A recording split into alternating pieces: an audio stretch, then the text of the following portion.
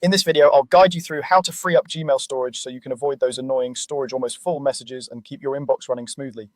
We'll go through a simple practical process together, and by the end, you'll know exactly what to look for, what to delete, and how to make sure that deleted emails are actually gone for good. Let's start by opening Gmail. You can do this in any web browser on your computer by going to the Gmail website and signing into your account. While you can do a lot of this from the mobile app, the desktop version makes it easier to see more messages at once and manage them quickly. Once you're signed in, you should be on your main inbox view where you see your list of emails. The key to freeing up space efficiently is to focus on the emails that take up the most storage. That means large messages, especially those with big attachments like photos, videos, or large documents. Instead of scrolling through everything, we're going to use Gmail's search bar at the top. Click into the search bar and type larger 10M. That tells Gmail to show only emails that are larger than 10 megabytes. You can think of this as filtering for the heaviest emails in your account. If you find that you still have too many results or not enough, you can adjust that number. For example, try larger 5M to include slightly smaller emails, or larger 20M to focus only on very big ones. After typing the search, press enter, and you'll see a list of messages that meet that size filter.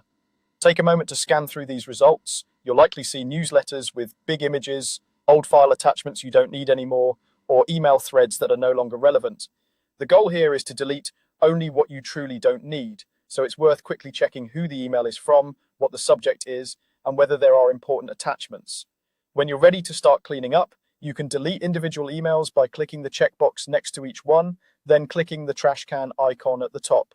If you're comfortable deleting everything in the search results, you can select all the messages shown on the page and then delete them in one go.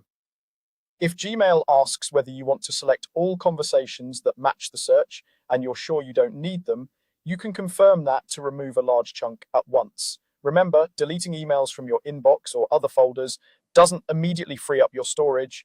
Those messages move to the trash, where they still count against your storage limit until they're permanently removed. So once you've deleted the emails you don't need, look at the menu on the left side of Gmail and click on the trash folder. Inside trash, you'll see all the messages you recently deleted. At the top, there should be an option to empty the trash. Click that and confirm that you want to permanently delete those emails. This step is what actually releases the storage space.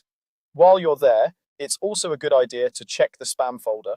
Click on spam in the left menu and then choose to delete or empty all spam messages.